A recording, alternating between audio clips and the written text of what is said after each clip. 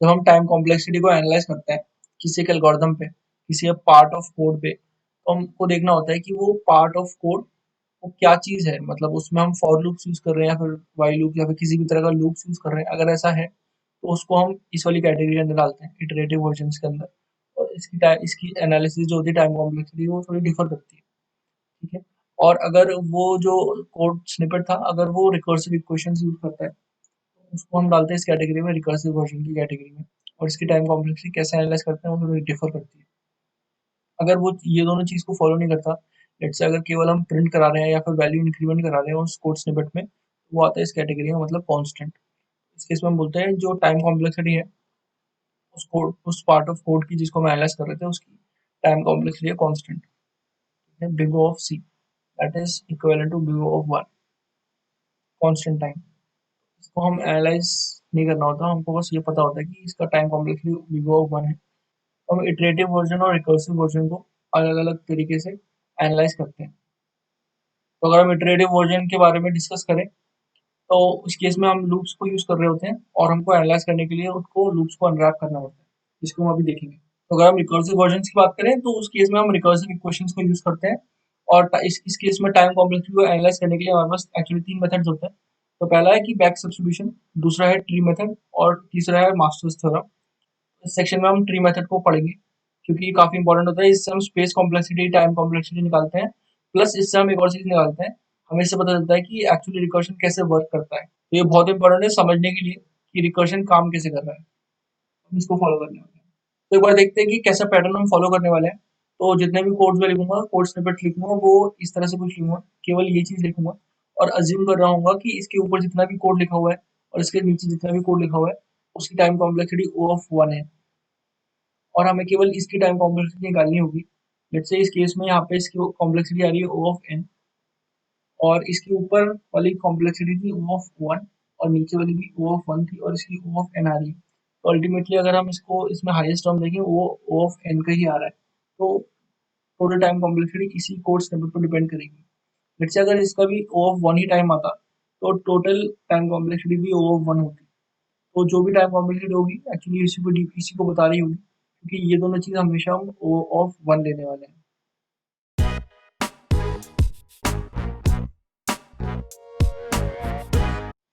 पहले वाले एग्जांपल को देखते हैं।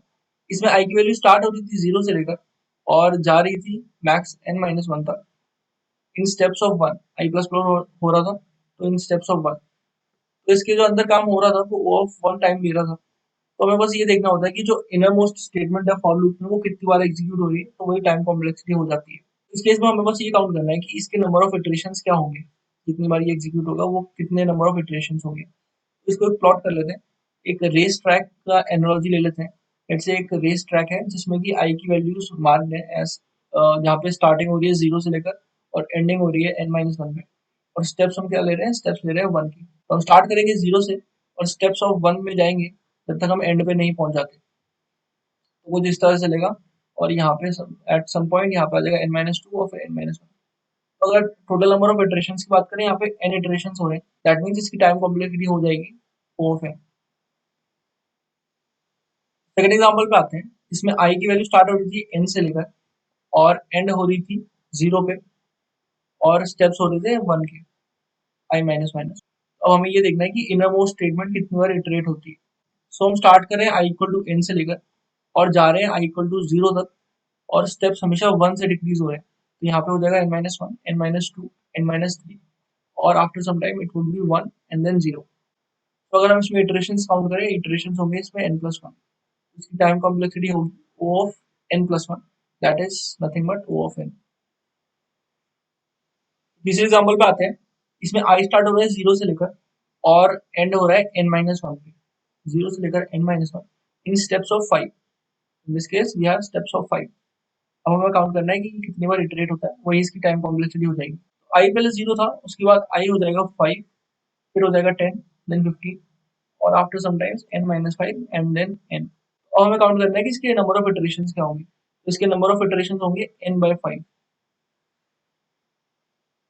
इसकी टाइम कॉम्प्लेक्सिटी हो जाएगी O of n by 5 and हम कॉन्स्टेंट्स को इग्नोर करते हैं और इसकी टाइम कॉम्प्लेक्सिटी हो जाएगी O ऑफ n। तो हमने इन तीनों एग्जांपल्स में देखा कि टाइम कॉम्प्लेक्सिटी तीनों में O ऑफ n आ रही थी। तो हम अगर 0 से लेकर n तक जा रहे हैं और इर्रिस्पेक्टिव हम अगर जो i की वैल्यू है वो 1 से बढ़ा रहे हैं या 2 से बढ़ा रहे हैं या 5 से बढ़ा रहे हैं, अगर हम एक कांस्टेंट से बढ़ा रहे हैं इसकी वैल्यू, तो हमेशा time complexity O of n भी रहने वाली है। तो इसकी जगह अगर 5 की जगह 500 भी होता, तब भी इस केस में इटरेशंस हो जाते n by 500, but ultimately since ये कांस्टेंट है तो हम इसको इग्नोर कर देते हैं। इस केस में भी time complexity O of n ही आने वाली थी, क्योंकि हम n को काफी लार्ज लेते हैं, तो हम इसको इग्नोर कर सकते हैं।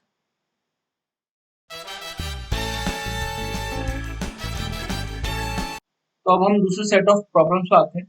इसमें i की वैल्यू प्लस या माइनस की बजाय मल्टीप्लाई या डिवाइड हो रही है। तो अगर फोर्थ वाली प्रॉब्लम को देखें, इसमें i की वैल्यू जा रही है 1 से लेकर n तक और हमेशा डबल हो रही है। तो अगर इसका रेस ट्रैक बनाए तो ऐसा बनेगा, और इसका सेकंड जो स्टेप लास्ट जो स्टेप रहा होगा वो n/2 से लेकर n तक इसने जंप मारी होगी, और उससे पहले n/4 से लेकर n/2 पे जंप मारी होगी, और उससे पहले n/8 से लेकर n/4 पे जंप मारी होगी।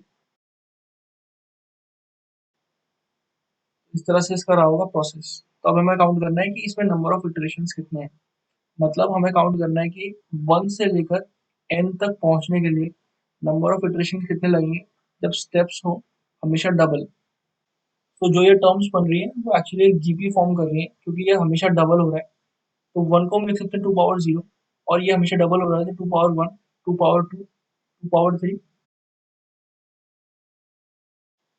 लेट सपोज कि इस जीबी में k टर्म्स है, तो जो n है वो होगी kth टर्म। तो kth टर्म का जो फॉर्मूला होता है जीपी में वो होता है a इंटू आर k-1। इसमें kth टर्म की वैल्यू है n, a होता है हमारा फर्स्ट टर्म जो कि है 2 पावर 0 दैट इज 1, r है दी मल्टीप्लायर, मल्टीप्लायर है यहाँ पर 2, और k हमें फाइंड आउट करना है।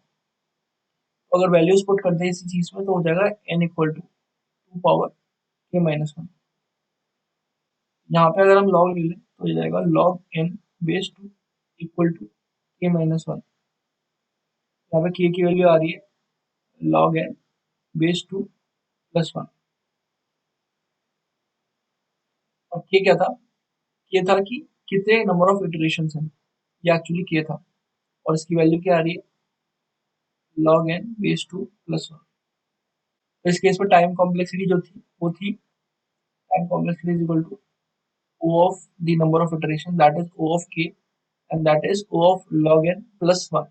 और ये जो प्लस 1 है इसको हम इग्नोर कर देंगे क्योंकि ये कांस्टेंट है। तो हम बोल सकते हैं कि टाइम कॉम्प्लेक्सिटी इस केस में आ रही है O of log n। तो बात है फिफ्थ वाली प्रॉब्लम पे। यहाँ पे i स्टार्ट हो रहा था 1 से लेकर और एंड हो रहा था n पर, और हमेशा मल्टीप्लाई हो रहा था 5 से। तो पहले से क्या डिफरेंस है, पहले हम 2 से मल्टीप्लाई कर रहे थे और अब हम 5 से मल्टीप्लाई कर रहे हैं।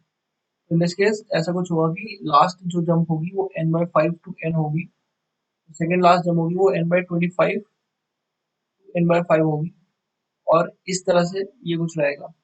इसके number of iteration let's say k iteration है, मतलब यहाँ पर पहुंचने के लिए n तक पहुंचने के लिए 1 से हमें k इटरेशन लगे, और हर बार जंप हम कर रहे थे 5 से। ये भी सिमिलर जीपी बन जाएगी लास्ट टाइम की तरह, बस वहां पे हम मल्टीप्लाई कर रहे थे 2 से, यहाँ पे हम मल्टीप्लाई कर रहे हैं 5 से। यहाँ पे हम 1 को रिप्रेजेंट कर सकते हैं 5 पावर 0 से, नेक्स्ट टर्म होगी 5 पावर 1, नेक्स्ट होगी 5 power 2, 5 power 3, until we are at n।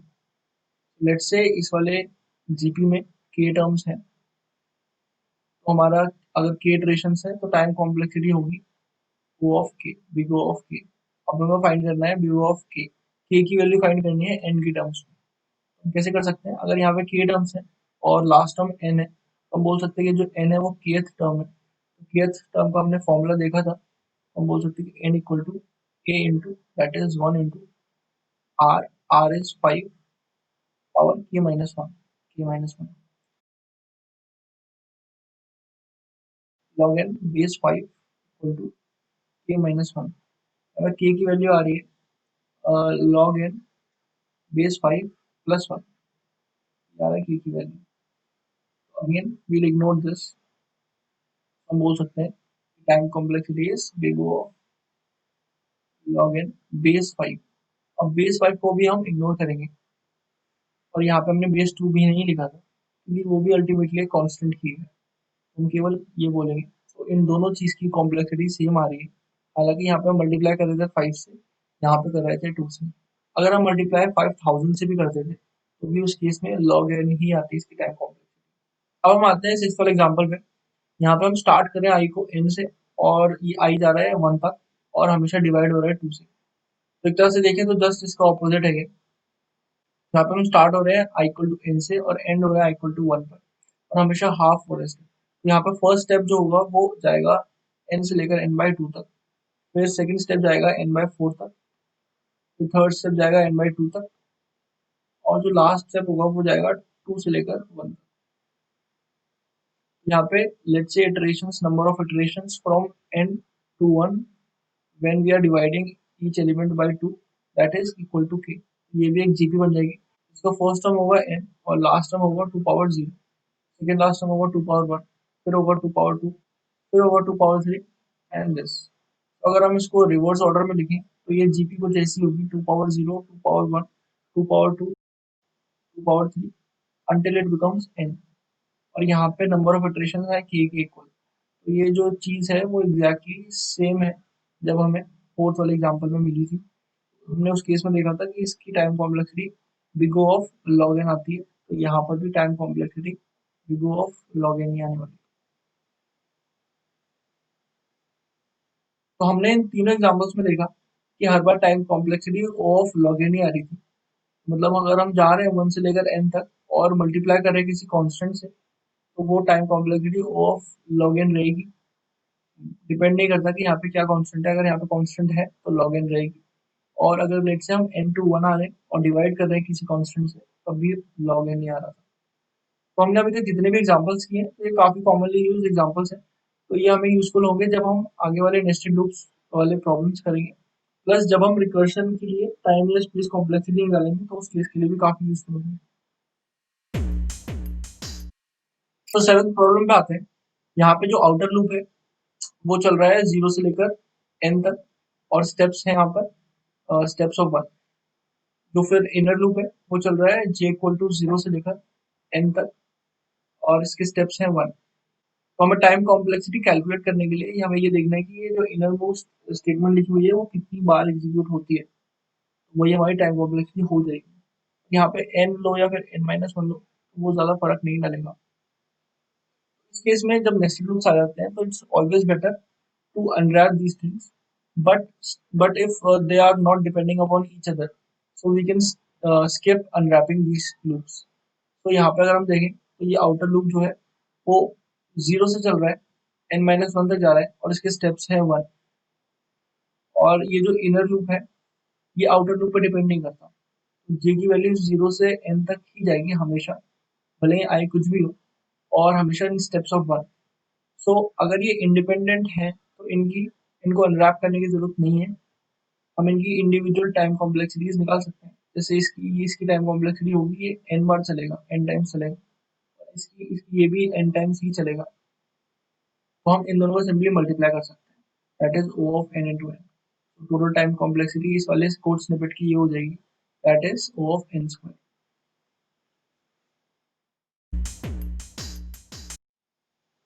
तो अब एट्थ वाले एग्जांपल पे आते हैं।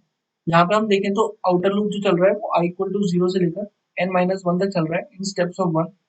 और जो इनर लूप है वो j इक्वल टू 0 से लेकर j is less than i, मतलब i-1 तक चल रहा है इन स्टेप्स ऑफ 1। तो यहाँ पे हम डिपेंडेंसी आ रही है आउटर लूप पर।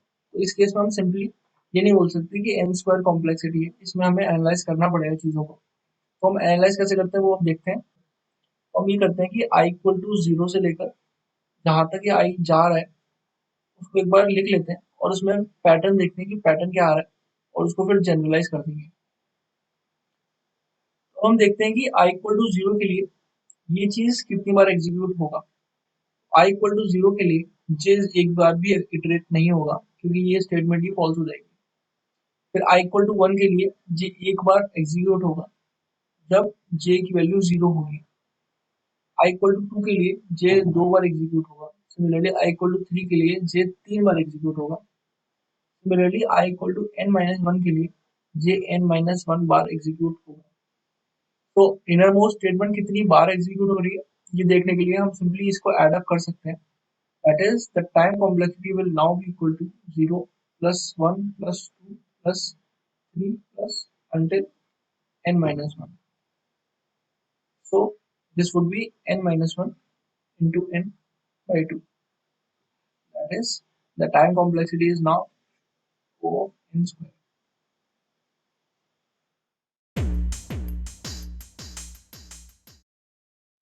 तो नाइन्थ वाले क्वेश्चन को देखते हैं। इसमें i की वैल्यू 1 से लेकर n तक जा रही है इन स्टेप्स ऑफ 1, j की वैल्यू 1 से लेकर i स्क्वायर तक जा रही है इन स्टेप्स ऑफ 1, और k की वैल्यू 1 से लेकर n by 2 तक जा रही है इन स्टेप्स ऑफ 1। तो सबसे पहले हमें ये देखना है कि क्या चीज डिपेंड नहीं करती, कौन सा इनर मोस्ट लूप अपने बाहर वाले लूप पर डिपेंड नहीं करता, तो ये चीज डिपेंड नहीं करती। तो हम सिंपली ये बोल सकते हैं कि हमेशा n by 2 times he execute होगा। तो हम सिंपली यहाँ पे लिख सकते हैं कि ये n by 2 टाइम्स हमेशा एग्जीक्यूट होने वाला है। अब हमें बाकी चीजों को अनरैप करना है और ये देखना है कि ये कितनी बार एग्जीक्यूट होगा, वही इसकी टाइम कॉम्प्लेक्सिटी हो जाएगी। तो इस चीज को एनालाइज करने के लिए हम पहले देखेंगे कि आई इक्वल टू 1 पे क्या होता है, आई इक्वल टू 2 पे क्या होता है, आई इक्वल टू 3 पे कितनी बार एग्जीक्यूट होता है यानी इनरमोस्ट स्टेटमेंट, और फिर similarly i equal to n पर कितनी बार अंदर वाली स्टेटमेंट एग्जीक्यूट होती है। आई इक्वल टू 1 की बात करें तो ये वाला जो लूप है ये एग्जीक्यूट होगा जे इक्वल टू 1 से लेकर आई स्क्वायर तक, मतलब 1 स्क्वायर दैट इज 1 तक, तो ये एक ही बार एग्जीक्यूट होगा। आई इक्वल टू 2 के लिए बात करें तो ये वाला लूप होगा एग्जीक्यूट 1 से लेकर 4 तक, ये 4 बार एग्जीक्यूट होगा। आई इक्वल टू 3 के लिए ये होगा 1 से लेकर 9 तक, तो ये 9 बार एग्जीक्यूट होगा। सिमिलरली अगर आप पैटर्न देख पा रहे हो तो ये है 1 स्क्वायर, ये है 2 स्क्वायर, ये है 3 स्क्वायर। तो जब हम n पे आएंगे तो ये n स्क्वायर बार एग्जीक्यूट होगा, और इसके हर एक बार एग्जीक्यूट होने पर ये इनर मोस्ट जो लूप है ये हमेशा n by 2 टाइम्स तो एग्जीक्यूट होगा ही होगा। तो हम बोल सकते हैं कि जो इनर मोस्ट लूप है इस केस में वो एग्जीक्यूट होने वाला है 1 square into n by 2 times, यहाँ पे एग्जीक्यूट होगा 2 square into n by 2 times, यहाँ पे एग्जीक्यूट होगा 3 square into n by 2 times. Similarly ये एंड में एग्जीक्यूट होगा n square into n by 2 times. तो इसकी जो टाइम कॉम्प्लेक्सिटी है, मतलब ये इनर मोस्ट लूप कितनी बार एग्जीक्यूट होगा, तो वो है इन सबका एडिशन। तो टाइम कॉम्प्लेक्सिटी हो जाएगा इन सबका समेशन, यहाँ पे लिख दिया। तो अगर इसमें से हम इसको सॉल्व करें और इसमें से n by 2 कॉमन निकल आएगा तो हो जाएगा 1 square plus 2 square plus 3 square until n square. ये है sum of the squares of first n natural number. इसको फॉर्मूला होता है n plus 1 2n plus 1 by 6।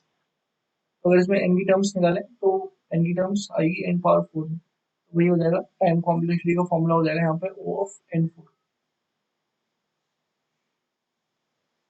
तो अगर आप लोगों को नहीं पता कि ये चीज इक्वल टू ये फॉर्मूला कैसे हो गया, तो ये चीजें मैंने मैथमेटिक्स सेक्शंस के लिए प्लान कर रखी है। Time complexity for iterative version, इसके आखिरी एग्जांपल पे आते हैं। देखते हैं कि जो आउटर मोस्ट लूप है वो चल रहा है इक्वल टू 1 से लेकर n तक विद स्टेप्स ऑफ 1, और ये जो इनर लूप है वो चल रहा है j इक्वल टू 1 से लेकर n तक इन स्टेप्स ऑफ i। तो यहाँ पे हम सिंपली मल्टीप्लाई नहीं कर सकते, हमें यहाँ पे अनरैप करना पड़ेगा क्योंकि ये चीज इस पे डिपेंडेंट है। अनरैप करने के लिए हम वापस से लिख देंगे कि i इक्वल टू 1 पे क्या हो रहा है, i इक्वल टू 2 पे क्या हो रहा है, i इक्वल टू 3 पे क्या हो रहा है, और इससे एक आइडिया मिल जाएगा तो हम लिख पाएंगे कि i इक्वल टू n पे क्या हो रहा है। तो हमें देखना है कि ये चीज कितनी बार एग्जीक्यूट होती है क्योंकि यही हमारी टाइम कॉम्प्लेक्सिटी होगी। चेक करते हैं कि i इक्वल टू 1 के लिए सेकंड वाला लूप कितनी बार इटरेट हो रहा है। यहाँ पे j की वैल्यू 1 से लेकर जाएगी 1 से लेकर जाएगी n तक इन स्टेप्स ऑफ 1, ये n टाइम्स एग्जीक्यूट होगा। हम पहले कर चुके कवर। अब देखते हैं i इक्वल टू 2 के लिए क्या होगा। i इक्वल टू 2 के लिए j की वैल्यू जाएगी 1 to n in steps of what, in steps of 2, ये एग्जीक्यूट होगा n by 2 times. i equal to 3 के लिए ये जाएगा 1 to n in steps of 3, ये एग्जीक्यूट होगा n by 3 times. Similarly i equal to n के केस में 1 टू n जाएगा in steps of n, execute होगा जस्ट वंस। तो अगर हम इस कोड स्निपेट की टाइम कॉम्प्लेक्सिटी निकालना चाहते हैं या फिर देखना चाहते हैं कि ये इनर मोस्ट स्टेटमेंट कितनी बार रन हुई, तो हम सिंपली इसका एडिशन कर सकते हैं। जो इसका एडिशन आएगा वही इसकी टाइम कॉम्प्लेक्सिटी होगी। इसका एडिशन आएगा n plus n by two plus n by three plus n by four plus n by n that is 1। अगर मैं n यहाँ पे कॉमन निकालूँ ये हो जाएगा 1 plus 1 by two plus 1 by three plus 1 by four plus 1 by n। तो हम ये भी मैथमेटिक्स सेक्शन में देखेंगे। ये जो चीज़ है ये log n का एक्सपेंशन होता है। इसकी टाइम कॉम्प्लेक्सिटी क्या आ जाएगी, वो भी n इंटू लॉग n।